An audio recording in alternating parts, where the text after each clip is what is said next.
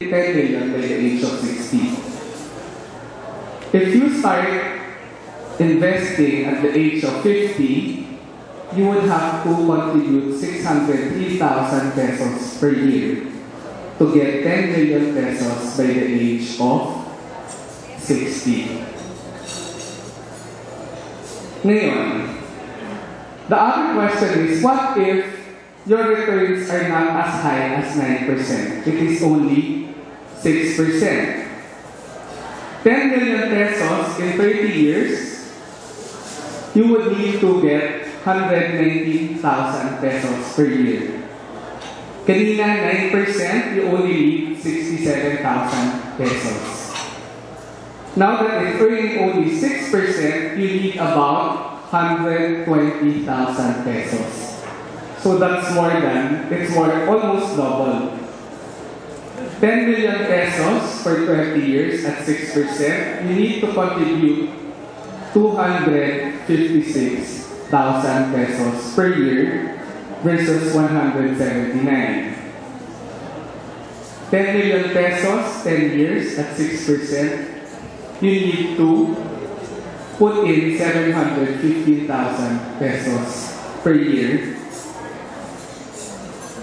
So in summary, if you put it this way, if you're only earning 6%, you have to contribute 190,000 pesos for 30 years, 256,000 pesos for 20 years, and 715,000 pesos every year for the next 10 years if you want 10 million by the age of 60. So, what are the lessons? Invest early, invest regularly, and compounding has a tremendous effect. What is compounding? Compounding is interest rate every year. So your 1 times 1.09 times 1.09 times 1.09. If you do that over 30 years, that has very tremendous compounding effect. In fact, at the 9% level, you only need 2 million pesos because you're compounding for the next 30 years. But you need about 3.5 million pesos if you were going to compound it by only 20 years, and almost 6 million or more than 6 million to get the same 10 million pesos if you're only going to do it for 10 years. So, comparison, the contribution, that's 9% versus 6%. If you are earning 9% for 30 years, you are going to contribute 67,000 pesos per year over the next 30 years. If you are doing it at 6% and your money is only 6%, earning 6%, you are going to contribute 119,000. That's almost 1.8 times the 67,000. So what does it tell you? Slight differences in returns or yields make a lot of difference. That's why for people who are in the banks or putting their money in bank deposits, you are losing a lot of money. What do banks give you nowadays? Savings rates in banks, 0% to 1%. What is the inflation rate? 5%. Inflation is the increase in prices of commodities. 5%. If the prices of commodities are increasing by 5% and you are only earning 1%, that is telling you that you are losing money. That's why I'm telling you, the thing is you would have to make your money work harder for you. Because if you are content with 1% to 3% or even 4% time deposit rates, you are technically losing money in the bank. Because prices have gone up by 5% and you are only earning 4% every year. So, how important then is investing? As I told you, you have to start early on.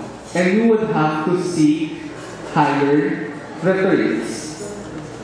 If you look at it, someone earning 6% will have to work twice as hard as again someone earning 9%. And why?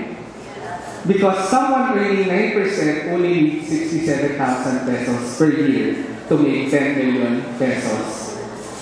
Someone earning at 6% needs to put in 119,000 pesos per year for the next 30 years. And therefore, he has to work twice as hard.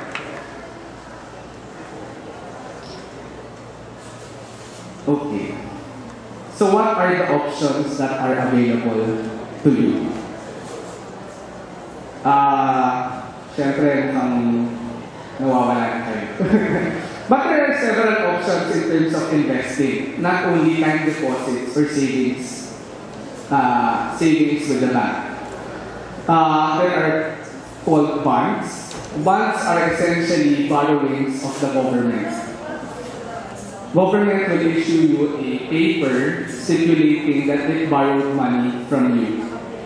And bonds will give you 6 to 8% year in and year out. And therefore, that is better than your time deposit. Stocks is what we play with in the stock market. Stocks are shares of companies. PLDT, Philippine Long Distance Telephone, Ayala Corporation, Ayala Land. PLDT, when I came to Sun Life in 2003, the share price or one share of Philippine Long Distance Telephone was 600 pesos per share. 4 years later, it is 3,000 pesos per share. So in a span of 4 years, you have more than 5 times your own investment, from 600 to 3,000. So that is also a source of income for you. Real estate, to put it bluntly, I was in Toronto last year, October 2006. Previous year's time. October 2006, the value of the land of Sun Life in Fort Bonifacio, Daman, Manila, was about 72,000 pesos per square meter. When I came back in December of 2006, after 3 months, that same land is about 132,000 pesos per square.